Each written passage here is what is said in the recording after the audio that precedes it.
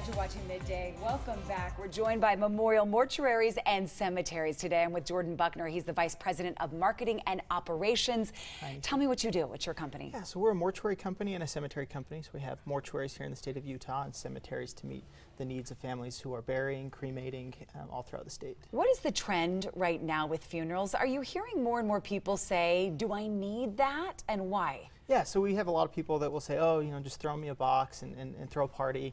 And I think people say that a lot of times to be self-deprecating and humble about themselves. But the reality is that, someone has died. And your children, your grandchildren, your spouse, they're not going to be happy and excited about your passing. They're going to be sad and they're going to be devastated. And so I think what we have to remember is, while the funeral is about me, it's for my family and it's for my friends that are grieving over the loss of my life. Well, and you say the word grieving. Talk about the grieving process and how a funeral actually helps people get through that. Yeah, so there's 6 steps in the grieving process, and the funeral helps with each step along the way. So the first and most important step that people a lot of times want to avoid is acknowledging the reality of the death, and the funeral forces us to face that reality. And then the next step is embracing the pain of that loss.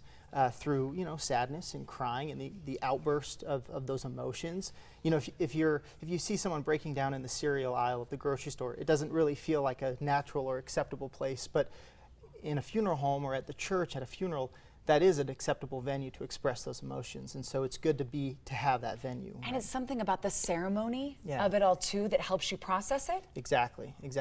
The ceremony allows you to reflect and take the time to think about the impact of that person's life, and it allows you, it's an opportunity for you to learn more about your loved one, hear stories from your relatives and friends that maybe you didn't experience with your loved one. What about people who say, I don't have a religious affiliation? How does that fit in with how I feel and what I believe? Yeah, so the most important thing about the funeral is to help the family go through that grieving process and help them celebrate and honor the life of their loved one.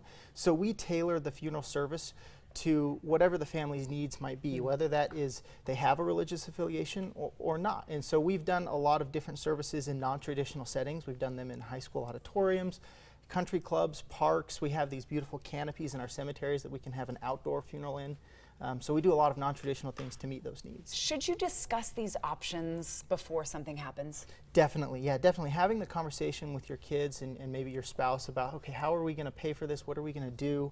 Definitely helps and makes it easier down the road for your children when the time does come. Are these tough conversations? How do you navigate families through these? Oh, they definitely can be tough conversations, but the important thing is to have the conversation. And once you start that process of, okay, what are we going to do, it really opens the door for people to discuss what they want and how their kids can honor and remember their parents, or how you can honor your spouse, and so on and so forth. And like you said, so many options now available that you can tailor it to what you would like. It's Memorial Mortuaries and Cemeteries, everybody. We will link you to their information. You're on the right page if you see that on your screen. Go to our website, abc4.com/midday. Jordan, thank you so much. Thank you so much for stopping by the show. Brian, over to you. Thank you, Nisha.